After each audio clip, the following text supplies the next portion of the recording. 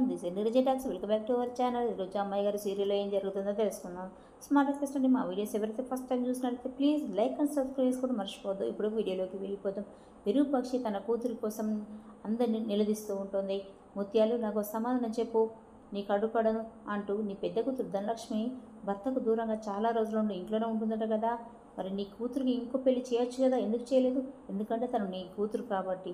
రూప నీ కూతురు కాదు కనుక ఏ నష్టం జరిగినా నీకు అవసరం లేదు, అంతేనా అని అంటుంది.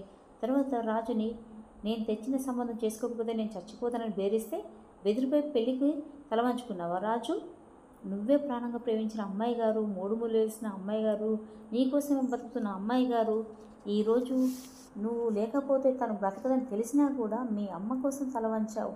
మరి నీ భార్య కోసం నువ్వేం చేసావు? పెళ్ళైన ఏ ఆడపిల్లైనా తన సర్వస్వం తన భర్త అని బ్రతుకుతుంది. అది నీకు అర్థం కాదు, మా ఆడవాళ్ళకు మాత్రమే అర్థమవుతుంది. ఏ రూప, పెళ్ళైన మగాన్ని వల్లో వేసుకోవాలని తప్ప మరో మంచి ఆలోచన నీకు రాదా? అందుకే నీకు ఆ దేవుడు గొర్రెతో పెళ్లి చేశాడు అంటుంది కోపంగా. సూర్య, రూప, నువ్వెవ్వరి గురించి ఆలోచించకు. నీ జీవితం ఎలా చక్కదిద్దాలో నాకు బాగా తెలుసు. ఈ ప్రపంచమంతా నేను తలెత్తుకునేలా చేస్తాను అని అంటాడు. తల్లిని దూరంగా ఉంచిన మీరు ప్రపంచం గురించి చెప్తున్నారు. నీ బిడ్డ నన్నెందుకు దూరం పెట్టావు అని అడిగితే ఏం చెప్పాలో ముందు అదే ఆలోచించుకోండి, తర్వాత ప్రపంచం తలెత్తుకునే చేద్దురు కానీ అంటుంది విరూపాక్షి. అప్పుడు సూర్య, సీఎం గారు మీరు లగ్నపత్రిక రాసుకోండి, అనుకున్న విధంగా పెళ్లి పెద్దగా ఈ పెళ్లి నేనే ముందుండి జరిపిస్తాను అని అంటాడు. సూర్య, నువ్వు అన్నట్టుగానే అందరి సమక్షంలో ఈ పెళ్లిని ఆపి తీరుతాను అంటూ సవాల్ చేస్తుంటుంది విరూపాక్షి. తర్వాత సూర్య, రూప పద ఇంటికి అంటూ రూపని తీసుకుని వెళ్తుంటాడు. విరూపాక్షి అమ్మ రూప అని అంటూనే ఉంటుంది. రూప వెనక్కి చూసుకుంటూ వెళ్ళిపోతూ ఉంటుంది. అక్కడ ఏం చేయలేని పరిస్థితి.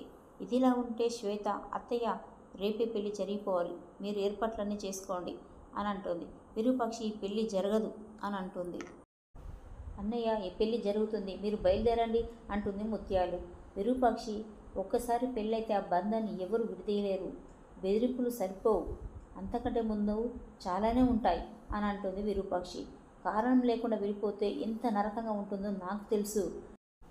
రాజు, నా పరిస్థితి నా బిడ్డకు రాకూడదంటే అది నీ వల్లే అవుతుంది, ఒక్కసారి ఆలోచించు రాజు అంటూ తను చాలా బాధపడుతూ అక్కడి నుండి వెళ్ళిపోతుంది.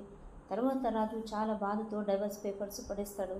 ముత్యాలు, ప్రే నాన్న, విరూపాక్షి మాటలు పట్టించుకోకురా, నీ జీవితం గురించి నేను ఆలోచించినట్టు ఇంకెవ్వరూ ఆలోచించరు అని అంటుంది. అప్పుడు రాజు, అమ్మాయి గారి జీవితం ఇలా అవ్వడానికి కారణం నేనే కదా, మరి అమ్మాయి గురించి ఎవరు ఆలోచిస్తారు అని అంటాడు. ముత్యాలు, అవన్నీ నాకు తెలియదు, శ్వేతతో నీ పెళ్లి జరగాల్సిందే అంటూ అక్కడ నుండి వెళ్ళిపోతుంది. తర్వాత అప్పలనాయుడు, ఒరే నాన్న, విరూపాక్షి అమ్మ న్యాయం జరగాలి అని అన్నారంటే నీకు ఖచ్చితంగా న్యాయం జరుగుతుంది నాన్న, నువ్వేం బాధపడకు అంటాడు అప్పలనాయుడు. తర్వాత విజయాంబిక తన కుట్రను ఎక్కడ బయటపడేస్తారో అని సూర్యుని రెచ్చగొడుతూ ఉంటుంది. మరోవైపు శ్వేత పెళ్లి కోసం నగలు సెలెక్ట్ చేసుకుంటూ ఉంటుంది. రాజుకి రూపకి నేనే దగ్గరుండి పెళ్లి చేశాను, ఇప్పుడు ఇదంతా ఏంటమ్మా, మళ్ళీ వాళ్ళిద్దరిని నువ్వే కలపాలి తల్లి అంటూ దేవుడికి దండం పెట్టుకుంటూ ఉంటుంది విరూపాక్షి. చెల్లెమ్మ, ఏమీ కాదు, ఆ దేవుడు ఏది తలుచుకుంటే అదే అవుతుంది. ఎందుకంటే నేను విజయాంబికను కొడతాను అనుకోలేదు కదా, నీ కూతురు వల్లనే కదా విజయాంబికను కొట్టాను. అలాగే దేవుడు ఏదైతే చేయాలనుకుంటాడో అది ముందే రాసి పెట్టి ఉంటాడు, కాబట్టి నువ్వు ధైర్యంగా ఉండు చెల్లెమ్మ అంటూ విరూపాక్షికి ధైర్యం చెప్తుంటాడు స్వామి. మరి మా వీడియోస్ మీకు ఎలా అనిపించాయో, మీకు నచ్చితే ప్లీజ్ లైక్ అండ్ సబ్స్క్రైబ్ చేసుకోవడం మర్చిపోవద్దు.